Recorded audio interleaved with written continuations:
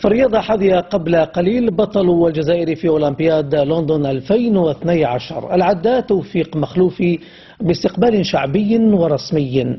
مخلوفي الذي ظفر بالذهب في سباق 1500 متر أهدى فوزه للجزائر في ذكرى 50 الاستقلال. دلال بوطبع.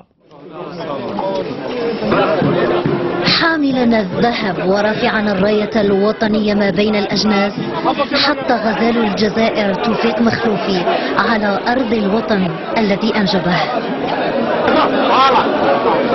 فوز يعني شرف وافتخار لي يعني نفوز بهذه الميدالية للشعب الجزائري يعني وخاصة بمناسبة ذكرى ال50 يعني هذا يعني شيء هذا افتخر به يعني والحمد لله يعني ربي وهبني يعني باش نمد الفرح.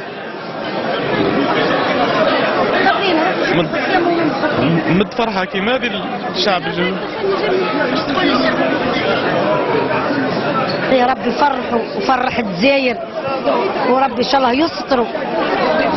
فرحنا كله وفرح الشعب الجزائري كله بأكملها وبأجملها. حب الجزائر وحب الوطن وحب المسلمين كافة. يحق للشباب الجزائري باش يفتخر ويثيق في قدراته ويثيق يعني في قدرات الشعب الجزائري. مخلوفي اليوم اصبح رمز واصبح نموذج للشباب الجزائري يقتدى به سواء في الالعاب القوى او في رياضات اخرى، وبالتالي يحق لنا ان نفتخر ويعني نهني مخلوفي ونهني كل الذين ساعدوه.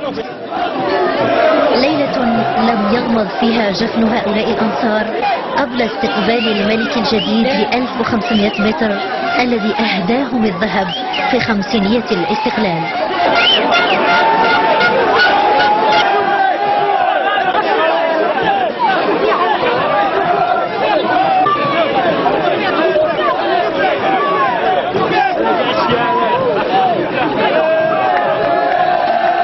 حاجة تشرف ديجا الحضور نتاعنا يشرفنا احنا دابور ويشرف الجزائر. السي مخلوفي ربي يحفظه ويعطيه الصحة، شرف الجزائر، رفع العالم الوطني تاعنا وحنا العرب تسولمون يعطيك الصحة. أنا فرحت بزاف من ربح مخلوفي من ربح الميدالية الجزائري. وأنا وحدة منو ندير كيما هو 1500 نتمنى له نجاح.